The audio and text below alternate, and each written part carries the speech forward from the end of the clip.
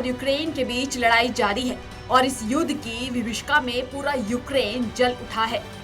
हालत ये है कि राजधानी कीव में रूसी सेना घुस चुकी है।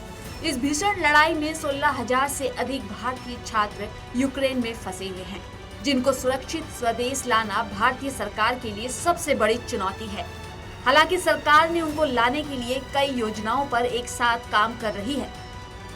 रूस के यूक्रेन पर हमले के बाद से वहां की स्थिति हर पल बीतने के साथ भयावह होती जा रही है।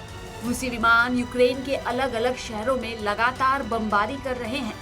मिसाइल हमले से अब तक सैकड़ों लोगों की जान जा चुकी है, जिससे पूरे यूक्रेन में कर्फ्यू लगा दिया गया है और लोगों से बाहर नहीं निकलने की अपील की गई है। अफरा तफरी के बीच भारत के उन छात्रों के जीवन पर संकट मंडरा रहा है जो वहां पर पढ़ने के लिए गए थे। करीब 16,000 छात्र वहां पर फंसे हुए हैं, जिनको वापस स्वदेश लाना भारत सरकार के लिए बड़ी चुनौती है। लगातार हो रही बमबारी की वजह से भारतीय छात्र सुरक्षित मेट्रो और घरों में बने तहखाने में छिपे हुए हैं। हालांकि भारत सरकार छात्रों को वापस लाने के लिए रूस के अलावा यूक्रेन सरकार के भी संपर्क में है। भारतीय विदेश मंत्रालय ने इस संबंध में जानकारी देते हुए कहा कि सरकार इसके लिए कई योजनाओं पर एक साथ काम कर रही है, साथ ही हर जरूरी कदम उठा रही है। विदेश मंत्रालय ने बताया कि भारत सरकार पोलैंड, रोमानिया, हंगरी और स्लोवाकिया की मदद से लोगों को निकालने की योजना बना रही है। विदेश सचिव हर्षवर्धन श्रृंगला ने कहा कि यूक्रेन के चारों पड़ोसी देशों के रास्ते जमीनी मार्ग से भारतीय नागरिकों को निकाला जाएगा।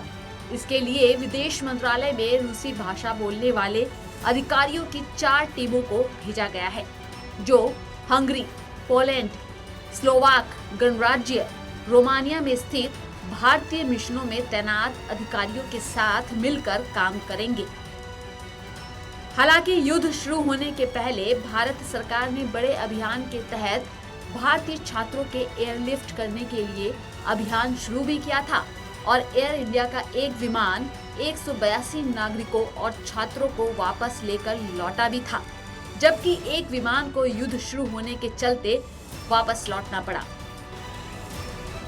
हालांकि लगातार बिगड़ती स्थिति के बीच जब तक भारतीय छात्र वापस नहीं लौट आते, तब तक उनके परिवार के लोगों की चिंताएं कम नहीं होंगी। लेकिन भारतीय सरकार छात्रों की सकुशल स्वदेश वापसी को लेकर हर संभव प्रयास में जुटी है। साथ ही उन परिवारों के साथ भी खड़ी है जिनके अपने इस समय युद्धग्रस्त यूक्रेन में फंसे हुए हैं।